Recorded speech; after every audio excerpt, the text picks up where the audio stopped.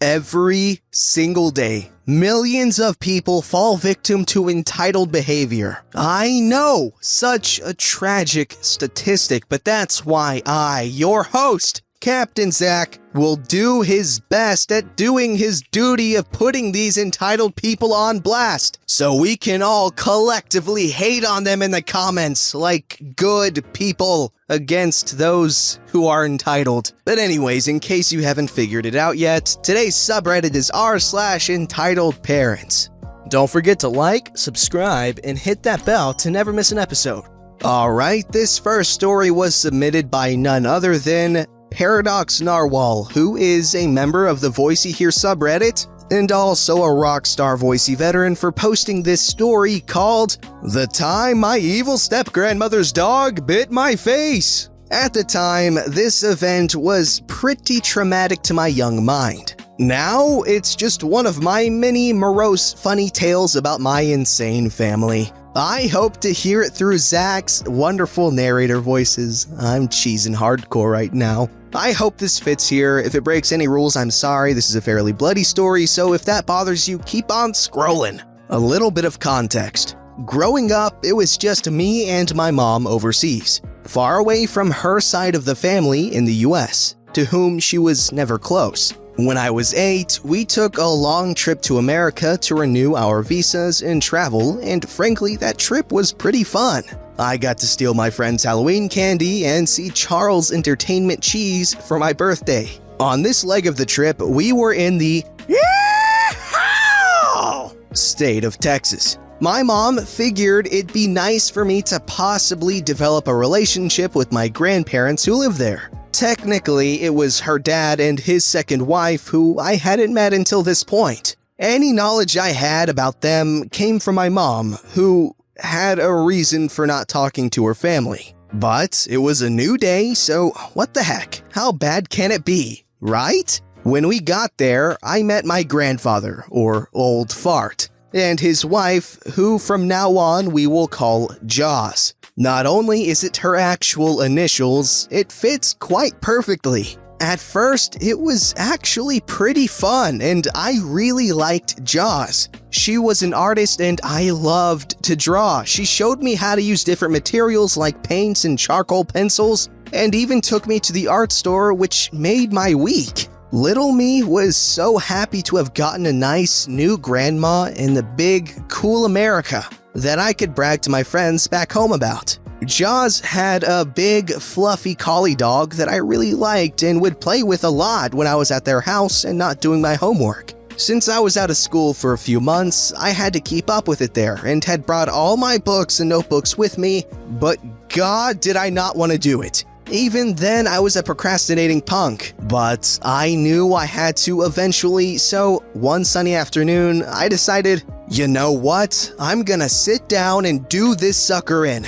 Get all caught up. So I got my stuff in the backyard and sat at the table in the nice fall air with my refreshing beverage. Probably something way too sugary and caffeinated for an 8-year-old to be drinking. As I'm trying to concentrate on my reading, which is already hard because of my sugar-filled brain, the dog comes up with a toy and wants to play. I gleefully took the chance to get away from my work. After all, I did just read 2 whole paragraphs out of the 15 pages I had, so I earned it. We ran around and had a good time, but I had to get back to work. I try to sit down and start again, but the dog won't leave me alone. It keeps nudging me and dropping toys at my feet. Well, this is getting annoying, I thought. I figure I'll just put the dog in the house. Easy, right? Well, the damn dog won't go. My 8-year-old self was not very big or strong compared to this dog. I couldn't even get the thing to turn around to lead it to the door.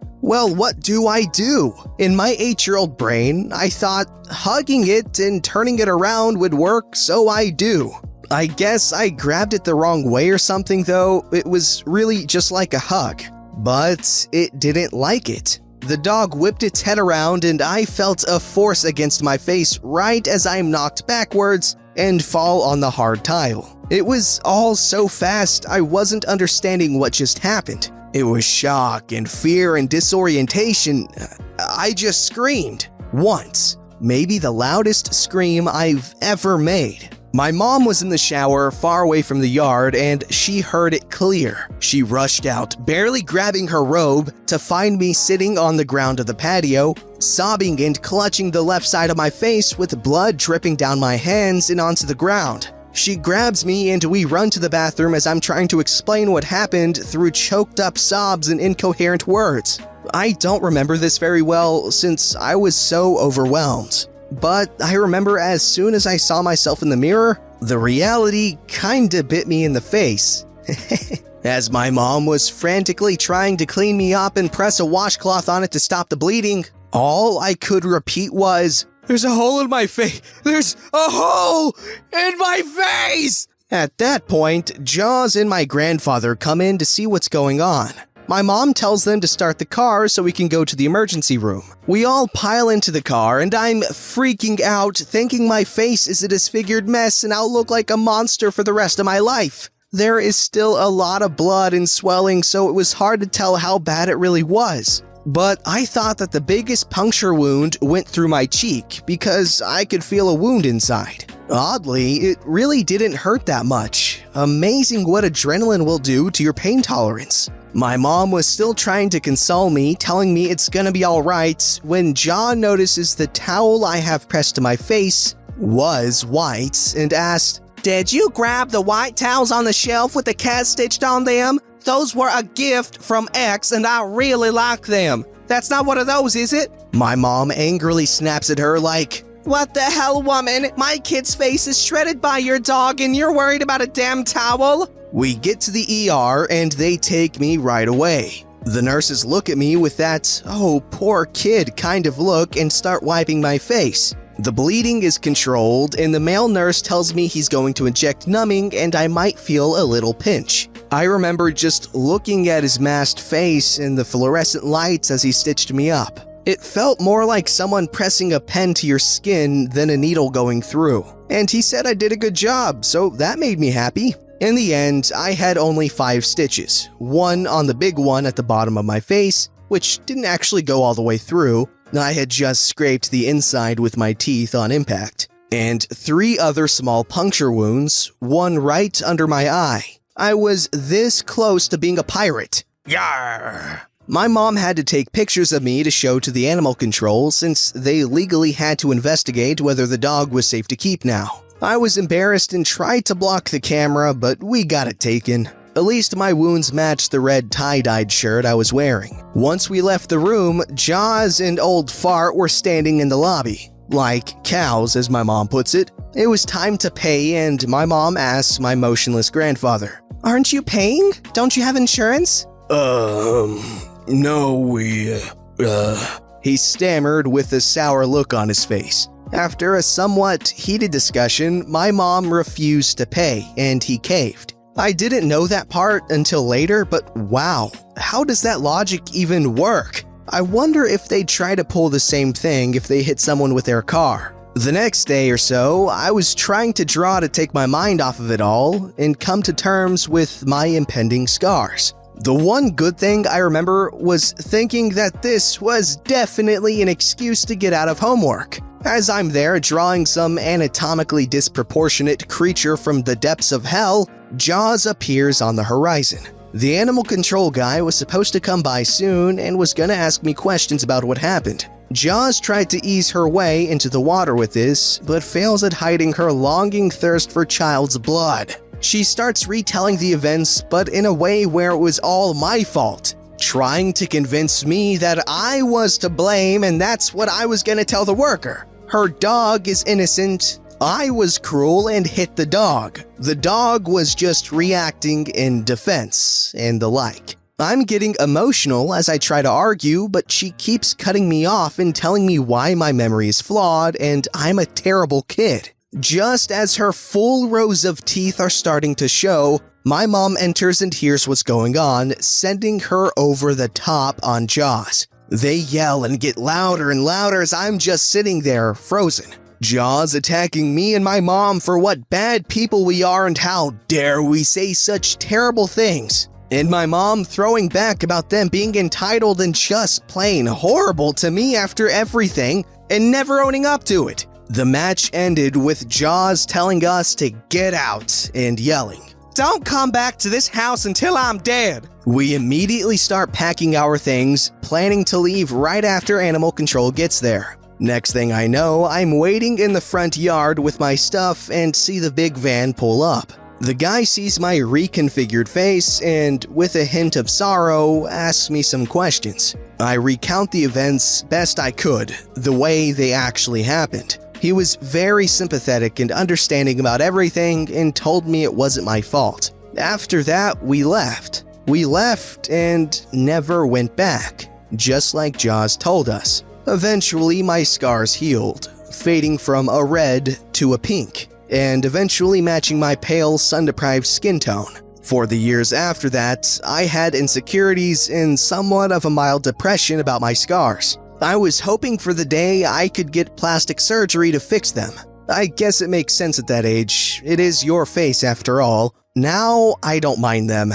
Almost no one notices them unless I point them out. Even the big one that needed stitches at the bottom of my face looks like a sideways crescent moon and just acts like a dimple when I smile. It's part of my character now, and a visual representation of some of the craziness in my life, and I'm proud of it. We have never talked to either of them since then. It's crazy how things can change in the blink of an eye, how relatives can change and turn on you. Blood means nothing.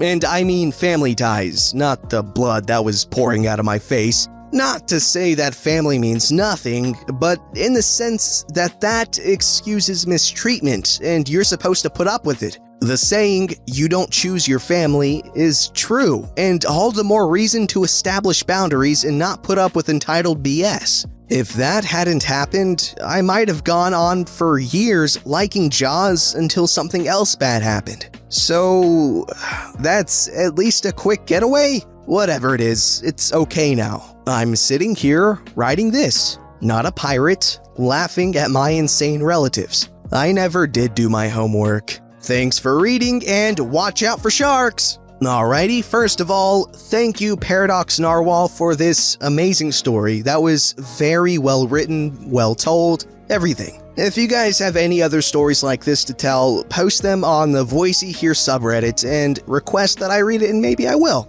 if it's good. Anyways, yeah, this was a good story. I'm very glad that your grandmother or step-grandmother outed herself as an unfeeling, selfish demon pretty early, for your sake. I'm wondering what actually ended up happening to the dog. Did they put him down or what?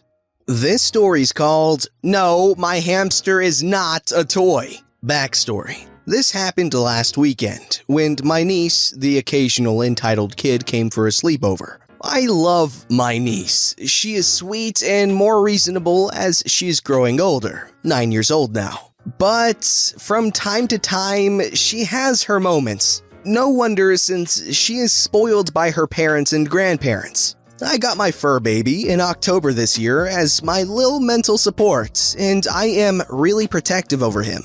Since hamsters are nocturnal, I always follow his sleep needs and try not to wake him up during the day, unless he wakes up by himself for his own business-ease. Here's the cast. Entitled niece, entitled grandmother, and me. Chapter 1, First Meeting. My niece came Friday evening screaming, "Where is he? Show him to me!" And my ham was already running in his wheel. So I took him out on my shoulder and went after my niece. As soon as she saw him, she started to run away, screaming to put him away. She fears all animals because of my sister's mother-in-law. That is a different story. Don't be ridiculous, he won't hurt you. Put him away! Put him away! Tears starting to collect in her eyes. I have him on my shoulder. He won't come near you, so calm down. What's the deal? He is small. I am trying to come closer. Entitled niece starts to cry. No! I roll my eyes and go to fetch his whole home and put him inside so she can watch. She watches him through the plastic top, and then I took him out on the couch. My entitled niece ended up on the other side of the room. After 5 minutes, she came closer and closer till she was next to the couch. I gave him a big nut, so he was eating, and I told and showed entitled niece how to pet him. He is a sweetheart, and he lets people do anything to him while he's eating. So my entitled niece dared to pet the hamster. It ended up in a huge aww. Chapter 2. It slowly starts. Saturday came. Entitled niece was bothering me the whole day, that she wants to pet him again. I told her and tried to explain to her that he will wake up in the evening, late night, that she has to wait. I also told her that if he wakes up during the day, I will call her. Of course he didn't, and she was impatient. When the evening came, she was knocking on the door every hour, and of course he was sleeping, or at least he tried to. He was probably awake from the constant knocking, and maybe that was the reason he did not wake up until 3 a.m. Chapter 3. Enter the entitled grandmother. Entitled niece was upset in the morning that she didn't get to see my fur baby again. I told her that he woke up, but it was already too late and she was sleeping. Go fetch the damn hamster and show it to entitled niece. No, he is sleeping. It's daytime. So what? Just wake him up. He is not a toy. He is a living creature with his own needs. I started to get angry now. Wake him up for a bit and entitled niece can just look at him through the plastic top. He won't stay out. He will go back to sleep in his nest, which is under the first floor, so it's not possible to see him. You can just keep him feeding so I can pet him.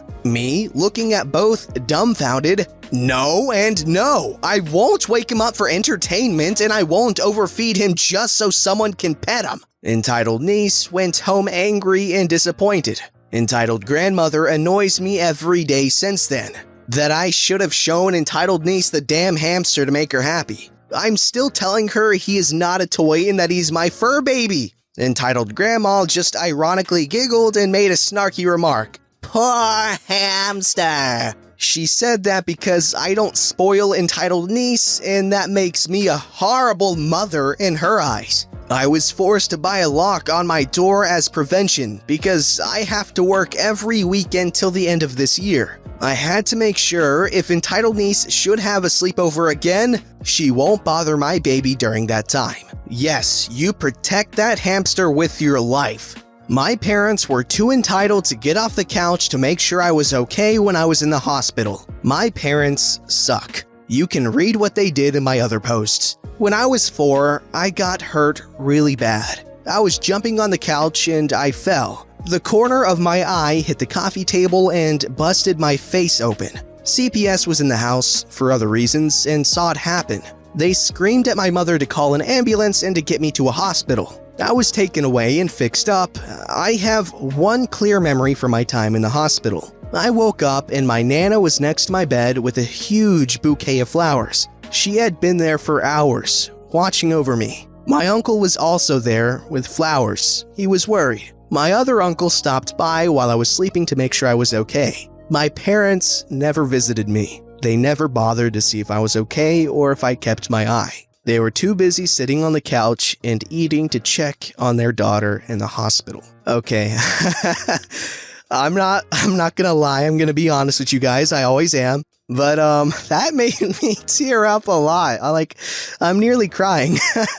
Oh man, that's really sad. That's actually really sad. But I'm happy, that the other family, they showed up, because that's when I started to tear up a little. Because, everyone got her flowers and, the family's checking in on her, but the parents aren't. Oh, man. It's okay. At least some of your family loves you. Don't forget to like, subscribe, and hit that bell to never miss an episode.